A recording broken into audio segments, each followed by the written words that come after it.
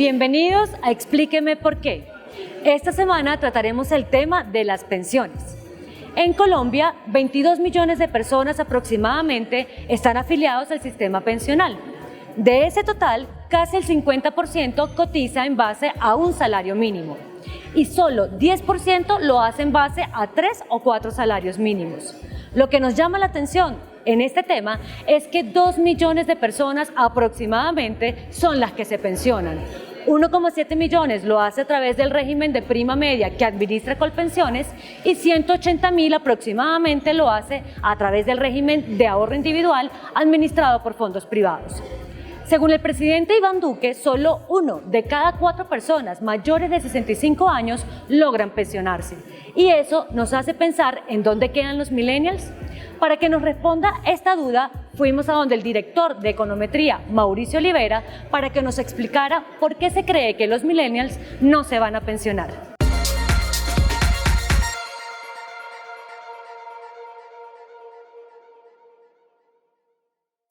Yo creo que hay dos realidades. La primera es un mito urbano. En la mayoría de países del mundo es necesario cotizar 35 años para obtener una pensión. En Colombia es necesario cotizar solo 25 años.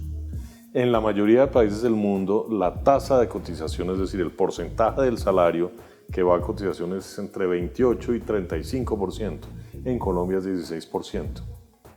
Yo creo que lo que falta es conocimiento. Hagamos un cálculo. Una persona joven empieza a trabajar a los 20 años. Es un hombre. Se pensiona a los 62 años. De los 20 a los 62 años hay 42 años de trabajo. De esos 42 años es necesario cotizar solo 25 años. Es decir, quedan 17 años que de pronto no alcanza a pensionarse porque termina en la formalidad o definitivamente decide no cotizar, pero de todas maneras la posibilidad de pensionarse existe. Por eso digo yo que es un mito urbano, es necesario tener más conocimiento del sistema para saber que uno sí se puede pensionar. La otra realidad es un cambio generacional. Mientras en mi generación, en promedio, duramos 6 años en el trabajo, las nuevas generaciones, especialmente los millennials, duran 3 o 4 años, no buscan la estabilidad laboral. Por eso, digamos, es más difícil tener un empleo estable que permita la cotización continua para llegar a los 25 años, a las 1.300 semanas y así pensionarse. Pero de todas maneras creo que la unión de estas dos realidades hace necesaria la educación y tener la conciencia. La vejez llega en algún momento, puede que a los 20 años uno diga no, eso no va a llegar nunca, eso está muy lejos, pero llega en algún momento. Es necesario tener la conciencia y empezar a ahorrar ahora para poder pensionarnos. Sí es posible, el sistema lo permite, pero tenemos que tener la conciencia y la visión de largo plazo para hacerlo. Es una realidad. Uno de los retos más grandes del sistema pensional es la baja cobertura. Muy pocas personas que tienen edad para recibir pensión la reciben. Esto es una mezcla tal vez de dos cosas importantes. La primera es falta de conciencia de que es responsabilidad de uno construir el futuro y construir su pensión. Los jóvenes no la tienen, dejan de cotizar. La cotización en general se considera un gasto, no una inversión. Entonces yo prefiero no hacer ese gasto y la vejez en algún momento llegará.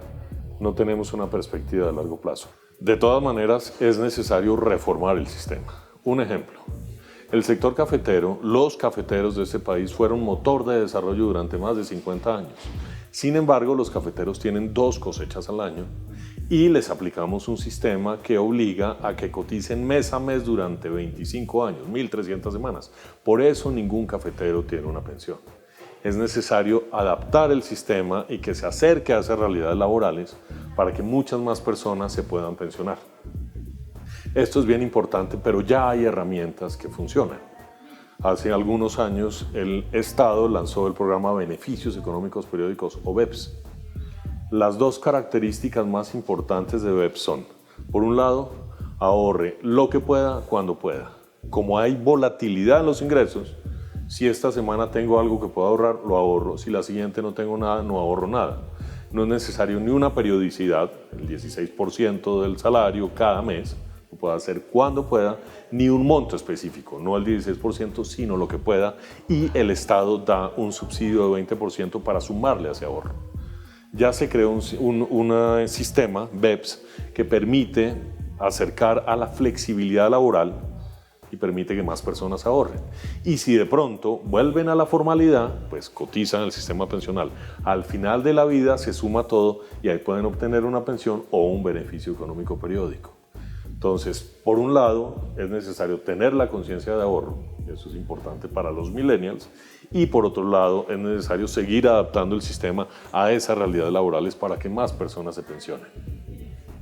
Hay 3 elementos importantes del diagnóstico del sistema pensional y los voy a decir en el orden de importancia. El primero, que ya lo hablamos, es la baja cobertura.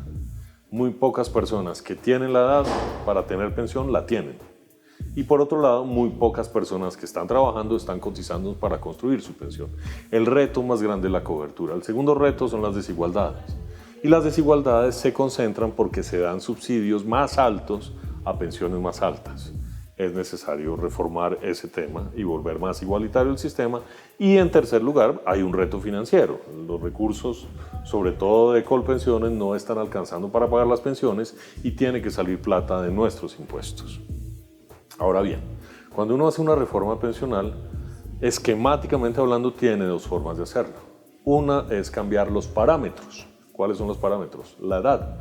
Subo la edad, la persona recibe en menos tiempo la pensión, es más barata la pensión.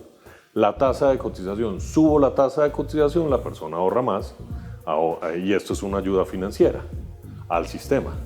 O subo las semanas a cotizar, no es necesario cotizar 1.300 semanas para obtener la pensión, sino la pongo en no solo 25 años, sino 35 años, por ejemplo. Esto también ayuda financieramente. Entonces, frente a la pregunta, subir la edad es un tema netamente financiero. El sistema lo que necesita es buscar mayor cobertura.